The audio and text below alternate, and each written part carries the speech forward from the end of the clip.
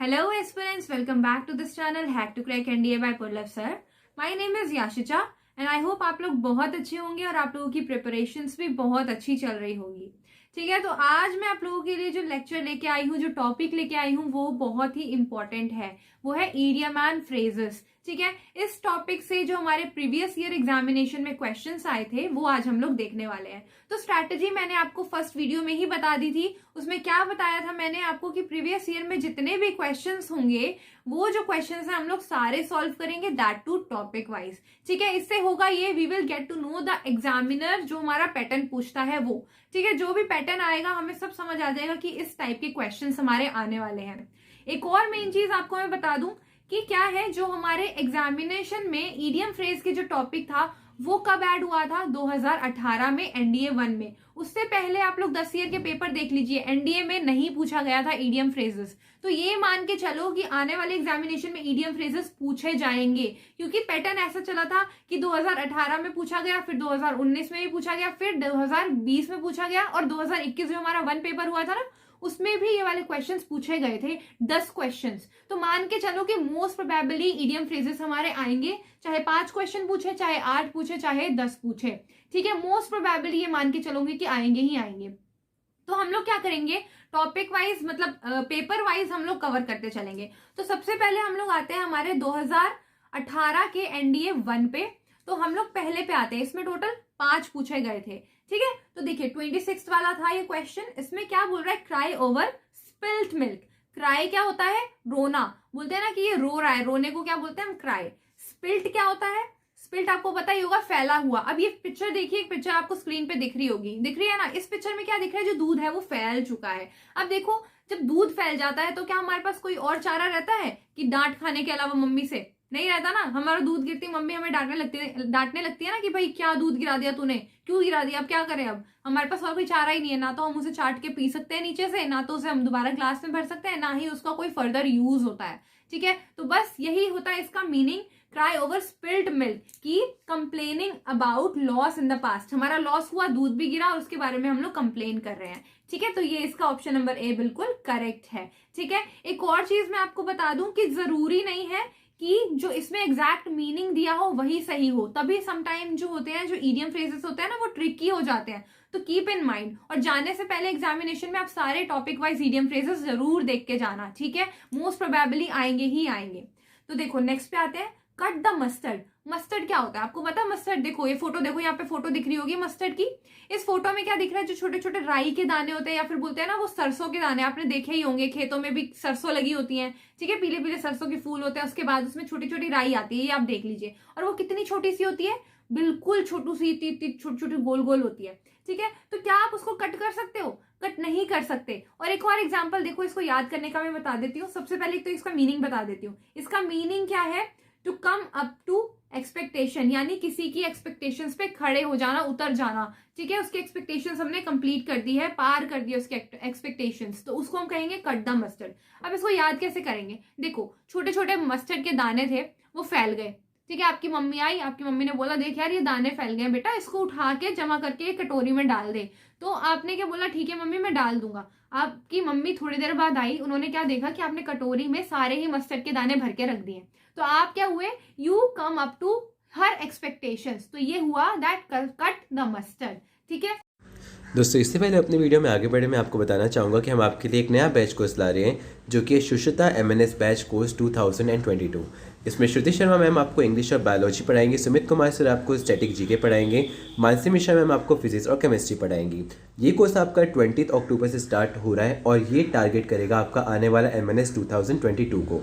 इसके अलावा दोस्तों, अनअकैडमी पे एक नया फीचर आया है, जो कि आपका रेज हैंड करके, जिसमें आप अपने फेवरेट एजुकेटर से डायरेक्टली कॉल पे बात कर सकते हो, है ना, जो कि बहुत ज़्यादा मज़ेदार है, इवन ऑफलाइन क्लासेस से भी ज़्यादा।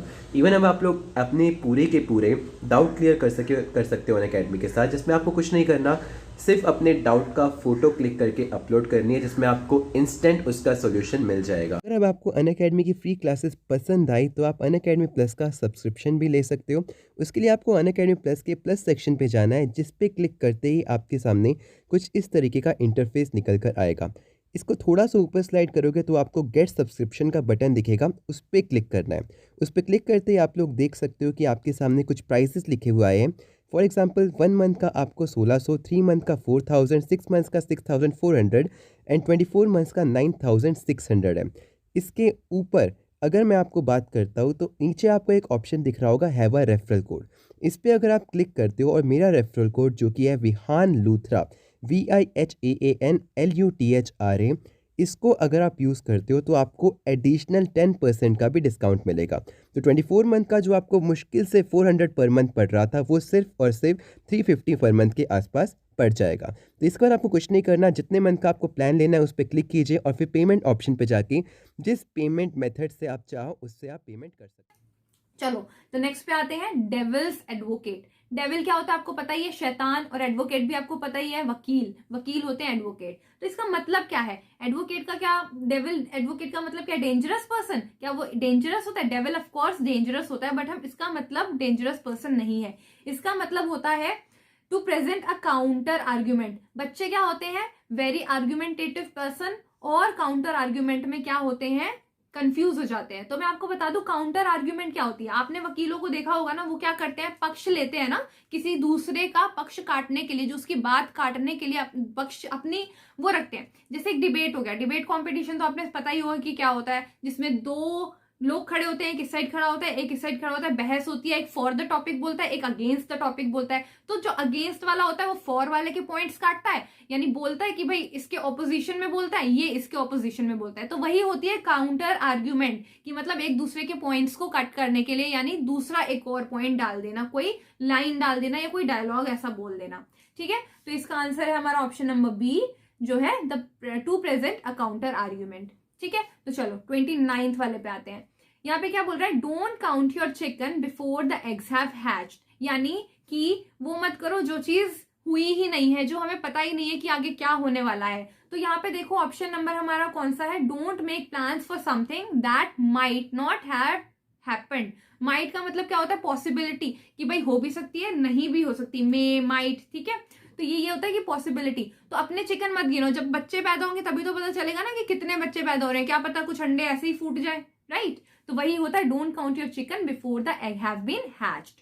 नेक्स्ट देखो 30 में क्या बोल रहा है, give the benefit of doubt. Doubt का बेनिफिट देखो क्या है इसका आंसर, बेसिकली इसका आंसर है regard someone as innocent until proven otherwise. देखो क्या होता है कि जब तक कोई भी किसी के ऊपर कोई जैसे इल्जाम लगा देता है, वो प्रूव नहीं होता, तब तक उसको रिगार्ड दो, इनोसेंट का ही रिगार्ड देना चाहिए। Given a benefit of doubt इसका मीनिंग है। ठीक है, तो चलिए ये हमारे जितने भी थे ये सब थे कितने, 2018 के एनडीए 1 में। अब बारी आती है एनडीए 2 की, 2018 के। तो इसमें भी टोटल जितने क्वेश्चन पूछे गए थे हम लोग कवर करते हैं। तो पहला है हमारा यहाँ पे red letter day. Red letter day कौन सा डे होता है, वेरी इंपॉर्टेंट डे। ये मैंने आपको कराया भी हुआ है, जो ईडियम फ्रेजेस कराए थे ना मैंने कलर से रिलेटेड, उसमें जाके देखना, कराया हुआ है, और कुछ बच्चों ने तो देखा भी होगा, है ना। तो जल्दी से बता दो रेड लेटर डे का मतलब क्या होता है। मैंने आपको बताया important day, yes very nice, important day. जैसे कि बोलो 15 अगस्त और 26 जनवरी हमारा क्या है, रेड लेटर डे है। ठीक है, तो इसमें क्या आ रहा है, वेरी इंपॉर्टेंट और सिग्निफिकेंट डे। ये option number B, that is very important and significant day हमारा बिल्कुल करेक्ट आंसर है। ठीक है, चलो नेक्स्ट क्वेश्चन पे आते हैं। नेक्स्ट क्वेश्चन यहाँ पे है द गिफ्ट ऑफ द गैब। गैब क्या होता है, अब देखो गैब का मीनिंग जल्दी से बता दो, किस किस को पता है गैब का मीनिंग, जल्दी से कमेंट बॉक्स में बता दो कि गैप का मीनिंग क्या होता है। ठीक है, चलो गैप का मीनिंग मैं बता देती हूँ। गैप का मीनिंग होता है एक लॉन्ग स्पीच। ठीक है, जो लॉन्ग स्पीच दे सकता है। ठीक है, तो अब द गिफ्ट ऑफ गैप, यानी गिफ्ट क्या है, किसी को तोहफा मिला हो जो कि लॉन्ग स्पीच बहुत क्लियरली एंड कॉन्फिडेंटली दे सकता हो, उसको हम क्या बोलेंगे, the gift of the gap. तो यहाँ पे कौन सा है, ability to speak easily and confidently, yes बिल्कुल सही, ऑप्शन नंबर ए हमारा बिल्कुल सही है। एबिलिटी ऑफ स्पॉयल, किसी को खराब करना होता है, सेल थिंग्स होता है, क्या सामान बेचना होता है, या स्कैर्ड इंस्टीट्यूशन, किसी को गिफ्ट क्या किसी को डराने के लिए होता है, नहीं, जो रहती है हमारी गैप का मतलब ही यही होता है, लॉन्ग स्पीच। ठीक है, तो इससे यही साबित होता है कि ऑप्शन नंबर ए हमारा बिल्कुल करेक्ट है। ठीक है, तो चलिए नेक्स्ट क्वेश्चन पे आते हैं। नेक्स्ट क्वेश्चन भी हमारा इसी एनडीए में आया हुआ था, टोटल ये थर्ड वाला क्वेश्चन है। Walk a tight rope. Walk a tight रोप क्या होती है? देखो ये छोटी सी एक आपको वीडियो क्लिप दिखाती हूँ, ये वीडियो क्लिप देखिए। That's my king. Praise you. Praise you, Jesus. I don't want to talk to anyone, Dad. Okay, I got you. Praise you. अब आपने देखा इस वीडियो में क्या दिख रहा है, एक इंसान है वो बैलेंस करते हुए चल रहा है। टाइट रोप क्या होती है? एक रस्सी मान लो एक इस एंड पे बंधी है और दूसरी बंधी है इस एंड पे, वो एक टाइट है और यहाँ पे एक जो इंसान है ना वो रोप पे चल रहा है, बहुत केयरफुली चल रहा है। तो यहाँ पे क्या बोलना है? टू, कौन सा आंसर होगा? To be focused to leave your job, या फिर to be ready to fall, गिरने के लिए तैयार होना, या टू एक्ट वेरी केयरफुली, बहुत ध्यान से चलना। अगर टाइट रोप होगी तो ऑफकोर्स अब पतली सी रोड पे तो ऐसे ही धीरे धीरे ध्यान से ही चलोगे ना, कोई ऐसे तो नहीं कि भाई एकदम से गिर जाओगे। या फिर टू इनवाइट डेंजर, ये भी हो सकता था, लोग कंफ्यूज हो जाते हैं। अब देखो क्या चीज है, क्या बोलोगे कि मैम टाइट रोप पे चढ़ना तो बहुत डेंजरस भी होता है ना? तो लेकिन अब देखो जैसे प्रेपोजिशंस होते हैं ना, हमारे प्रेपोजिशन फिक्स होते हैं कि इसके साथ यही आएगा, गोइंग के साथ टू आएगा, ये जो प्रेपोजिशन है ना ये फिक्स होते हैं। वैसे ही जो हमारे इडियम एंड फ्रेजेस हैं वो भी ऑफ कोर्स फिक्स होंगे ना, उसको हम चेंज नहीं कर सकते। किसी वर्ड का अगर कुछ मीनिंग है तो वही मीनिंग होगा ना, हम उसको चेंज नहीं कर सकते। इट इज यूनिवर्सल, जो हमें दे दिया है इसका मीनिंग वही होगा। तो ये मत बोलो कि मैम कि इनवाइट डेंजर भी हो सकता है, हम तो खतरे को आमंत्रित कर रहे हैं, नहीं। तो इसका आंसर क्या है? To act very carefully. ठीक है जी, तो चलो नेक्स्ट क्वेश्चन पे आते हैं। नेक्स्ट क्वेश्चन देखो, to be in a fix. देखो अब मैंने आपको बताया था ना कि अगर हम जनरल मीनिंग पे कभी कभी चले जाते हैं तो जो क्वेश्चन है वो ट्रिकी हो जाता है इडियम फ्रेज का। फिक्स का क्या मतलब होता है? बेसिकली कि जोड़ देना, किसी भी चीज को या कोई भी प्रॉब्लम को फिक्स कर देना। तो मोस्टली जो पीपल है ना, जो बच्चे हैं, टू फिक्स प्रॉब्लम लगा के आते हैं, बट मैं बता दूं ये एकदम गलत है। इसका मतलब है to be in a difficult situation, किसी भी बहुत परेशानी वाली सिचुएशन में होना, उसको हम कहेंगे to be in a fix. ठीक है, कभी कभी ट्रिकी हो जाता है जब हम फिक्स का मीनिंग अगर हम बेसिकली जान ले तो। ठीक है, चलो एक बार मैं क्लियर स्क्रीन करके नेक्स्ट क्वेश्चन पे आ जाती हूँ। ये देखो next question, to fish in troubled water. Fish क्या होती है? हमारी मच्छी होती है, ठीक है, मछली होती है ना। और ट्रबल्ड क्या होता है? जो बहुत ज्यादा लाइक बोलते हैं कि ट्रबल में फंस गया, मुसीबत में फंस जाना, मुसीबत में फंस जाने को क्या बोलते हैं? ट्रबल्ड। और वाटर्स देखो वैसे तो वाटर्स नहीं होता, ये अनकाउंटेबल नाउन है, वाटर को हम काउंट नहीं कर सकते, बट यहाँ पे ईडियम में उन्होंने बना के भेजा, तो जैसे मैंने आपको बोला यूनिवर्सल है, तो काउंट ट्रबल्ड वाटर्स यहाँ पे बना रखा है। ठीक है, तो वाटर्स ग्लास ऑफ वाटर्स हो सकता है, लेकिन वाटर्स नहीं होगा क्योंकि आप काउंट नहीं कर सकते ना। तो चलो अब देखो क्या है यहाँ पे, वाटर का मतलब होता है पानी। अब क्या मतलब इसका जनरल बन रहा है? देखो एक पहले सबसे पहले वीडियो ही देख लो, आपकी मछली से वो मछली कैसे निकाल रहा है पानी में से।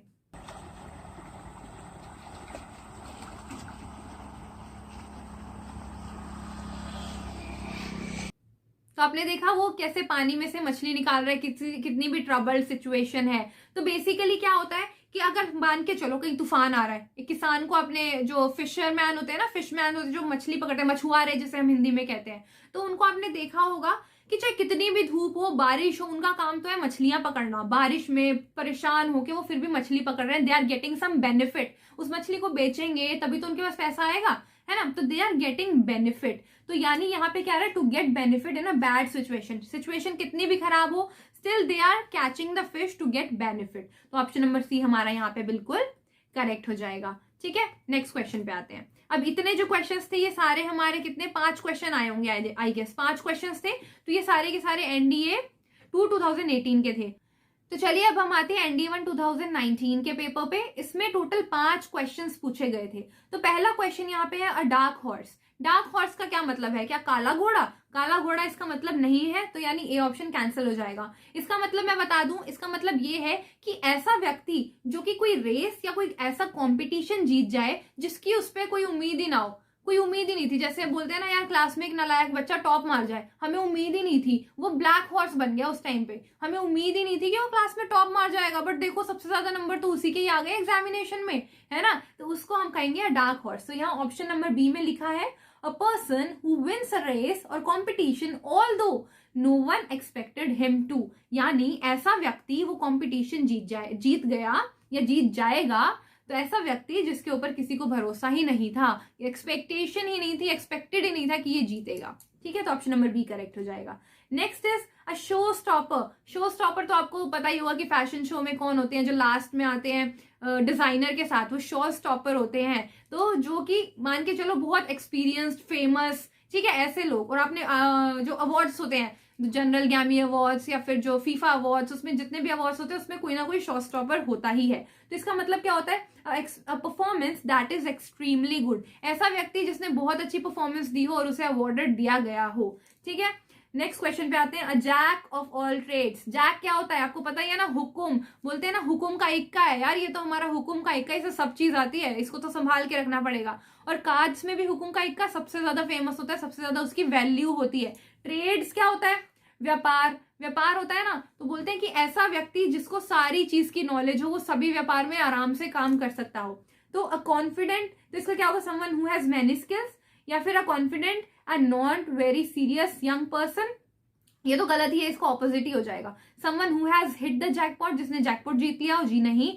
अ ग्रेट बिजनेसमैन, क्या ऐसा बिजनेसमैन बहुत जो अच्छा हो, नहीं। तो इसका आंसर क्या आ जाएगा, option number A, that is someone who has many skills, जिसके पास बहुत सारी स्किल्स हों, ठीक है। चलिए नेक्स्ट क्वेश्चन पे आते हैं। नेक्स्ट है फाइट टूथ एंड नेल। तो फाइट टूथ एंड नेल का क्या मतलब होता है, क्या दांत और नेल से लड़ो? नेल क्या होता है, नाखून, नाखून से लड़ो? जी नहीं, इसका मतलब होता है कि अपनी जी जान लगा देना, ताकि कोई भी गोल आप लोग जो सोच रहे हैं उसको अचीव कर सको, या जो चीज आप सोच रहे हैं उसको अचीव कर सको, ठीक है। तो क्वेरल क्या होता है, क्वेरल होता है लड़ाई, लड़ाई करने को क्या बोलते हैं हम, क्वेरल बोलते हैं। नेक्स्ट, टू अटैक समवन, किसी के ऊपर अटैक करना, या फिर to try hard to prevent something, किसी को बचाने के लिए, या फिर to try very hard to achieve something. Yes, to achieve something यानी किसी चीज को पाने के लिए अपनी तन मन धन से पूरी जान लगा दो, उसको क्या बोलेंगे, फाइट टूथ एंड नेल, ठीक है। चलिए नेक्स्ट पे आते हैं। नेक्स्ट क्या है, फेयर एंड स्क्वायर। फेयर एक तो होता है हमारा गोरा, जो गोरा व्यक्ति नहीं होता उसको हम फेयर बोलते हैं। सॉरी, राइटिंग पे मत जाना, थोड़ी सी गंदी राइटिंग है, हिंदी लिखी नहीं जा रही है मुझसे, ठीक है। जो गोरा व्यक्ति होता है, गोरा व्यक्ति, उसको फेयर बोलते हैं। लेकिन फेयर एक यहाँ पे जजमेंटल फॉर्म में नहीं आता कि that's not fair, that's fair, that's unfair. तो फेयर अनफेयर वाला, जजमेंटल वाला आता है कि स्क्वायर एंड फेयर। तो यहाँ पे सिंपल सी हमारा हो जाएगा एन ऑनेस्ट वे, कि बिल्कुल भी फेयर वे है हमारा, ऑनेस्ट वे है, ठीक है। तो ये हमारा यहाँ पे करेक्ट आंसर हो जाएगा। चलिए नेक्स्ट क्वेश्चन पे आते हैं। नेक्स्ट क्वेश्चन जो है हमारे कौन से हैं, ये है 2019 में से लिए गए हुए हैं, और ये NDA 2 के हैं। NDA 1 में ईडीएम फ्रेजेस नहीं पूछे गए थे, ठीक है। तो देखो, पहला ईडीएम है हमारा बी ओवर द हिल, हिल के ऊपर होना। हिल के ऊपर होने का क्या मतलब है, to be on the top, क्या एकदम टॉप पे होना, हिल के एकदम टॉप। हमारा हिल कैसा होता है, ऐसा होता है ना, तो क्या एकदम टॉप पे होना हिल के, जी नहीं। इसका मतलब है, देखो आपको मैं बता देती हूँ, बच्चे बहुत ज्यादा कंफ्यूज हो जाते हैं। बी ओवर द हिल को क्या लगा के आ जाते हैं, to be on the top, कि टॉप पे लगा के आ जाते हैं, बट ये आंसर गलत है। इसका आंसर है to be too old to do things. ऐसा मतलब काम करने में बहुत ओल्ड हो जाना। जैसे कि बोलते हैं, देखो ये मान के चलो, एक हमारा क्या है, पहाड़ है, माउंटेन है। अब ये वाली जो इसकी चोटी है, जो स्टार्टिंग पॉइंट है, इसको आप मान के चलो आपकी जन्म का वो है। एक आपको लाइफ प्रोसेस बता देती हूँ। आप बर्थ हुए, बर्थ होते होते होते होते ऊपर चढ़े चढ़े चढ़े, आपकी एज बढ़ी, आप एज बढ़ी, एज बढ़ी, एक ऐसी एज पे यहाँ टॉप पे पहुंचे, जवानी की एज मान लो, वो ऐसी एज थी जहां पे आपने क्या बहुत मजे किए, एंजॉय किया, खाया पिया, घूमे फिरे, फ्रेंड्स बनाए, बहुत मस्ती की, तो वो टॉप वाली एज थी। बट उसके बाद ओवर द हो गया, ओवर यानी उसके बाद निकल गया, बाद निकलते निकलते क्या हुआ, आपकी एज हो गई कम। तब आपकी जो एज कम हो गई तो आपकी वर्क करने की कैपेसिटी भी क्या हो जाएगी, कम हो जाएगी। So you will be too old to do things. तो यही है आंसर हमारा, बी ओवर द हिल्स, ठीक है। समझ आ गया आप लोगों को? जल्दी से हाँ या ना कमेंट कर दो कि समझ आया या नहीं। Okay, well done. तो चलो नेक्स्ट क्वेश्चन पे आते हैं। Bite your tongue. Bite your tongue कैसे करते हैं, ऐसे नहीं करते, ये वाली नहीं, हम दांतों के नीचे नहीं काट लेते। तो इसका जनरल मीनिंग तो यही बन रहा है कि दांतों के नीचे हमारी टंग को काट लेना, ठीक है। ये आ रहा है ना, देखो यहाँ पे दिया, to bite off your tongue while eating. खाते हुए टंग कट जाती है, कभी कभी होता है ना वो, लेकिन ये इसका मतलब नहीं है। इसका मतलब क्या है कि देखो, to stop yourself from saying something because it would be better not to. देखो होता है ना कि आप कुछ बोल रहे हो, किसी को कुछ गलत बोलने जा रहे हो, एकदम से बोलते बोलते आप अपनी जबान ऐसे रोक लेते हो कि नहीं, मेरे को नहीं बोलना चाहिए ये चीज, क्योंकि ये सिचुएशन नहीं है ये बोलने वाली। तो इसी को हम कहेंगे बाइट योर टंग, ठीक है। चलो ये ऑप्शन यहाँ पे करेक्ट हो जाएगा। Next is yellow journalism. ये थोड़ा ट्रिकी है, ये थोड़ा ट्रिकी है, इसको समझेंगे हम लोग ध्यान से। पहले एक बार मैं ड्राइंग क्लियर कर देती हूँ ताकि एकदम पेज एकदम क्लियर हो जाए और पढ़ने में मजा भी आए, है ना। तो पढ़ने में मजा तभी आता है जब एकदम खाली खाली सी चीज हो, तो हम आंसर लिखेंगे तो मजा आएगा, है ना। तो चलो, येलो जर्नलिज्म। येलो क्या होता है? पीला कलर का। और जर्नलिज्म क्या होता है? आपको पता ही है, जर्नलिज्म जिसमें जाके वो करते हैं, जर्नलिस्ट होते हैं जिसमें जाके, ठीक है, स्टोरी राइटिंग में होते हैं, जो न्यूज़पेपर राइटिंग में बेसिकली, ठीक है, वो जर्नलिस्ट होते हैं। जो न्यूज कलेक्ट करते हैं या फिर न्यूज रिपोर्टिंग करते हैं, वो तो न्यूज रिपोर्टर हो जाएंगे, जाके न्यूज रिपोर्ट करेंगे। जर्नलिस्ट जो पेपर छापने के बाद उसको एडिटिंग, फिर उसमें बहुत सारे पोस्ट आती हैं, एडिटर आता है, ये आता है, तो वो जर्नलिज्म के अंदर ही आता है, ठीक है। देखो, जर्नलिज्म क्या होता है? पेड स्टोरी होती है? पेड स्टोरी नहीं होती। अब देखो, government reports published on yellow coloured paper, ये तो सबको पता है, येलो कलर्ड पेपर गवर्नमेंट नहीं करता, ठीक है, तो ये गलत है। ये दोनों जो क्वेश्चन के ऑप्शन है सी और डी, इसमें कंफ्यूजन होगी आपको। देखो, writing in newspaper that try to influence people's opinion by using strong language and false information. कहने का क्या मतलब? राइटिंग ऐसी लिखी गई है न्यूज़पेपर में जिसमें लोगों को इन्फ्लुएंस किया जाता है। इन्फ्लुएंसर तो आपको पता ही है कौन होते हैं, इंस्टाग्राम पे बहुत फेमस है, टिकटॉक पे बहुत फेमस होते हैं इन्फ्लुएंसर्स। जो एक चीज करता है उसी को ही सब लोग फॉलो करते जाते हैं, ठीक है, उनको इन्फ्लुएंस कर देते हैं कि हाँ तुम भी ये करो, ठीक है। तो पीपल ओपिनियन, उनके ओपिनियन को, ठीक है, उनके ओपिनियन को क्या कर दिया जाता है? इन्फ्लुएंस किया जाता है बाय यूजिंग स्ट्रॉन्ग लैंग्वेज। जैसे आपने देखो ना, ध्यान से देखिए, ये न्यूज, यहाँ पे हुआ है कत्ल हुआ है, तो आप घर में रहिए, बच के रहिए। उनको इन्फ्लुएंस किया जाता है कि आप घर में बच के रहिए। उनको नहीं इन्फ्लुएंस किया जाता है, जो क्राइम करे उनको नहीं रोका जाता, आपको इन्फ्लुएंस किया जाता है कि आप घर पर रहिए, आपका भी कत्ल हो सकता है, भाई घर पे रहिए। तो ये होती है रॉन्ग न्यूज इन्फॉर्मेशन फैलाना, इन्फ्लुएंस करके। और नेक्स्ट है, देखो डी वाला पार्ट में क्या बोल रहे हैं? Journalism which agree completely with the politics of the government and capitalist। ऐसी जर्नलिज्म जो completely किसको फॉलो करती है? पॉलिसीज को, किसकी? गवर्नमेंट की पॉलिसीज को और कैपिटलिस्ट की पॉलिसीज को। तो हमारा डी ऑप्शन गलत है, ऑप्शन नंबर सी इसका करेक्ट है, ठीक है। ऐसी न्यूज, ऐसा जर्नलिज्म जिसमें न्यूज़पेपर में छापा जाए, क्या? ऐसी न्यूज जिससे आप लोग इन्फ्लुएंस हो जाए, और वो इन्फॉर्मेशन बहुत ही मतलब रॉन्ग इन्फॉर्मेशन होती है, ठीक है, फॉल्स इन्फॉर्मेशन होती है। जैसे मैंने आपको एग्जाम्पल बताया कि मर्डर वाला, कि बाहर मर्डर हो रहा है, जो हमारा मर्डरिस्ट को नहीं पकड़ेंगे, मर्डरर को नहीं पकड़ेंगे, सॉरी मर्डरिस्ट गलत वर्ड है, मर्डरर को नहीं पकड़ेंगे, उनको बोलेंगे कि भाई मर्डर हो रहा है, घर पे रहो, आम जनता डर के रहे, भाई इन्फ्लुएंस होके रहे, ठीक है। तो ये चीज है। चलो नेक्स्ट क्वेश्चन पे आते हैं। नेक्स्ट क्वेश्चन है हमारा 33, देख ही रहे हैं आप लोग, एक बार रीड कर लीजिए आप भी साथ साथ। टर्न्स अ ब्लाइंड आई। देखो, टर्न्स अ ब्लाइंड आई क्या होता है? ब्लाइंड क्या होता है? अंधा, अंधा व्यक्ति होता है ना, उसको हम क्या बोलते हैं? ब्लाइंड। आई क्या होता है? आंख, आंख से अंधा, ठीक है। अब इसका मतलब जनरल क्या होता है? देखो एक छोटा सा एग्जाम्पल देती हूँ। अब क्या हुआ, आप कुछ बाहर गए, लड़ाई करके आ गए किसी दोस्त से, घर पे आए, आपकी मदर तो आपसे बहुत ज्यादा प्यार करती है ना, आपके कपड़े फटे हुए हैं, इधर उधर से लड़ाई करके आए, घुसे के निशान पड़े हुए हैं, है ना, तो करी भी होगी आप लोगों ने, झूठ मत बोलना कि नहीं करी, आप लोगों ने करी होगी, मैं जानती हूँ। सब लोग लड़ाई करके आते हैं, मारपीट के आते हैं, कुछ एक आध शरीफ होते हैं जो नहीं करते हैं, लड़ाई तो सबकी होती है, ठीक है। तो ये बात हो गई लड़ाई की। घर पे आए, आपने मम्मी को बोला कि मम्मी देखो यार, मेरे को बहुत मारपीट दिया, मैंने भी उसको बहुत मारा, उसको खून आ रहा था, ये ना हो कि अब वो कंप्लेंट कर दे घर आके, तो प्लीज आप पापा को मत बताना। ये गलत काम है ना, लड़ाई करना तो गलत काम है। तो आपकी मम्मी उस चीज को क्या करेंगी? छुपा देंगी अपने पापा से, कि भाई पापा को ना बताए, बस ये बोल दूंगी कि जनरली एक्सीडेंट हो गया है। तो ये चीज होती है, प्यार में अंधे हो जाते हैं ना। तो जो बच्चा होता है, चाहे कोई भी प्यार हो, चाहे लवर वाला हो, चाहे माँ वाला हो, चाहे बाप वाला हो, जो भी है माँ बाप वाला प्यार, तो अंधे हो जाते हैं, हम गलतियों को छुपाने लगते हैं। तो वही इसका मीनिंग है कि we choose to ignore behaviour that is known that you know it is wrong.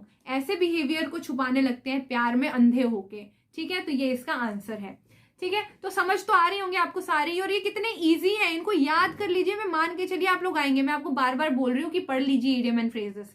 देखो अब नेक्स्ट है to be in seventh heaven, यानी सातवें आसमान में होना बोलते हैं ना, to be in seventh heaven, कि सातवें आसमान में हूं, आज तो मेरे को ये चीज मिल गई। To fly in the air, या फिर टू एक्सट्रीम हैप्पी, या फिर टू बी कंप्लीटली अलोन। बिल्कुल अलोन तो हो ही नहीं सकता। अगर सातवें आसमान में आप उड़ रहे हैं, आप बहुत खुश हो रहे हैं, तो क्या आप लोग बहुत ज्यादा दुखी होंगे? जी नहीं। क्या आप हवा में उड़ रहे होंगे रियल में? कोई उड़ सकता है इंसान ऐसे रियल में पंख लगा के, भाई मैं उड़ रहा हूँ, मैं उड़ रहा हूँ, ठीक है। तो नेक्स्ट देखो, to visit a place which is in the list of the 7 wonder of the world. जी नहीं। मैंने बताया ना, जब आप बहुत खुश होते हैं तब आप 7th हेवन पे होते हैं। मैं तो 7वें आसमान में उड़ रहा हूँ, आज मेरे को ये चीज मिल गई, आई एम वेरी हैप्पी, ठीक है जी।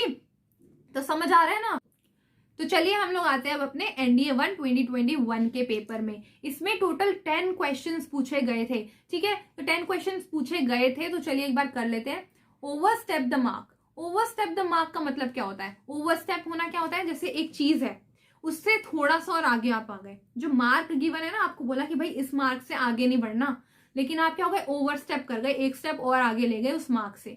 तो यहाँ पे जनरल आइडिया इसका ये निकल रहा है। तो अब देखो इसका मीनिंग क्या हो सकता है। क्या इसका मीनिंग ये हो सकता है कि to tell people how successful you are, क्या ये हो सकता है? जी नहीं। To step into someone else area of expertise, किसी और की एक्सपर्टीज, यानी एक्सपर्टीज क्या होती है, जो उसकी बहुत ज्यादा वो होती है, पॉजिटिव पॉइंट्स होते हैं कि वो इसमें एक्सपर्ट है, इस चीज में एक्सपर्ट है, वो उसका मतलब होता है एक्सपर्टीज, ठीक है। Next, to upset someone by doing or saying more than you should. Yes, इसका answer option number C correct है।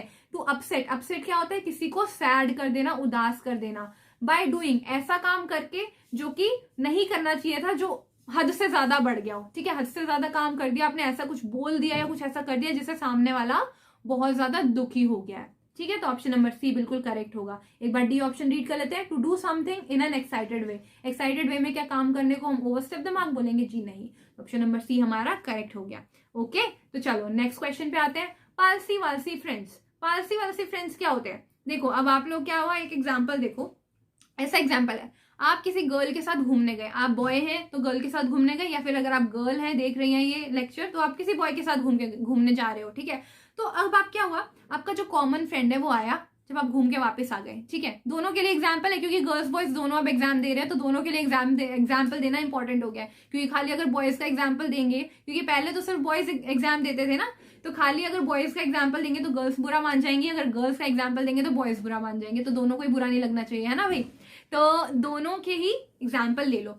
तो मान के चलो अगर आप लोग घूमने गए किसी अपने फ्रेंड के साथ, ऑपोजिट जेंडर के फ्रेंड के साथ, ठीक है। अब क्या हुआ, वापस घूम के आए तो दूसरा आपका फ्रेंड आया, कॉमन बोला है, हाँ जी क्या चल रहा है आप दोनों के बीच में आजकल, बहुत घूम रहे हो, क्या चल रहा है? तो आप क्या बोलोगे? नहीं यार, he is my just palsy walsy friend, बिल्कुल बस कॉमन फ्रेंड है, गुड फ्रेंड है, ऐसा कुछ नहीं चल रहा, ठीक है। तो सिंपल सा मीनिंग है इसका, palsy walsy friend means good friends, ठीक है।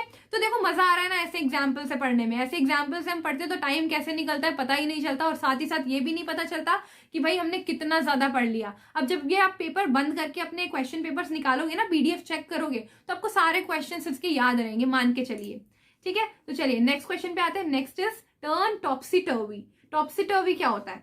टॉप्सी टर्वी का मतलब होता है कि पूरा ही पूरा एकदम चेंज कर देना, एकदम पलट देना। तो इसमें यहाँ पे ऑप्शन में क्या आ रहा है? ये ऑप्शन है to completely change something. Yes, इसका आंसर यही है कि पूरा का पूरा एकदम से पलट ही देना, कि कोई अगर चीज चल रही है उसके अंदर कुछ ऐसा हो जाए कि एकदम से पलट ही जाए, झूठ बोलते बोलते इंसान सच्ची बोल दे, तो वही चीज होगी टर्न टॉप्सी टर्वी, ठीक है। समझ आ गया आप लोगों को? Next is clarion call. Clarion call क्या होती है? एक ऐसी कॉल होती है, लाइक स्ट्रॉन्ग रिक्वेस्ट के लिए आपको कॉल किया जाता है। जैसे कि कोई टीचर स्कूल से फोन करके आपके पेरेंट्स को बोलती है, ma'am this is clarion call that tomorrow is parents teacher meeting. मतलब कहने का उसका होता है कि we are requesting and we are demanding you to come tomorrow in parents teacher meeting, right? That is clarion call which means a strong request, right? ठीक है, चलिए नेक्स्ट क्वेश्चन पे आते हैं। नेक्स्ट क्वेश्चन में यहाँ पे क्या है? Open a Pandora's box. Pandora मान के चलो एक लेडी का नाम है, गर्ल का नाम है, ठीक है, और उसका बॉक्स है ये, उसका जब अपोस्ट्रोफी ऐसा आता है ना तो उसका मतलब उसका बॉक्स है। तो अब ये कहानी बेसिकली एक ग्रीक माइथोलॉजी की थी, जिसमें एक जीसस थे और जीसस ने एक बॉक्स किसी को दिया था। बट मैं आपको एक शॉर्ट स्टोरी बताती हूँ जो मैंने पढ़ी थी। तो उसमें क्या था, एक कपल था जिसमें हस्बैंड जो था वो पहले तो ठीक ठाक था, बट एक एक्सीडेंट के बाद वो बहुत ज्यादा बीमार पड़ गया, उसकी आमदनी एकदम ठप पड़ गई, घर की कंडीशन एकदम खराब हो गई, उनका एक छोटू सा बेबी भी था। तो वो जो बेबी था उसको कैसे पालते, दूध कहाँ से लाते, और खुद के लिए खाना कहाँ से लाते, उसके हस्बैंड के लिए दवाइयां कहाँ से लाते। तो जो उसकी वाइफ थी वो गई जीसस के पास, उन्होंने प्रे किया कि प्लीज जीसस हमारे घर की जो कंडीशन है वो एकदम ठीक कर दो।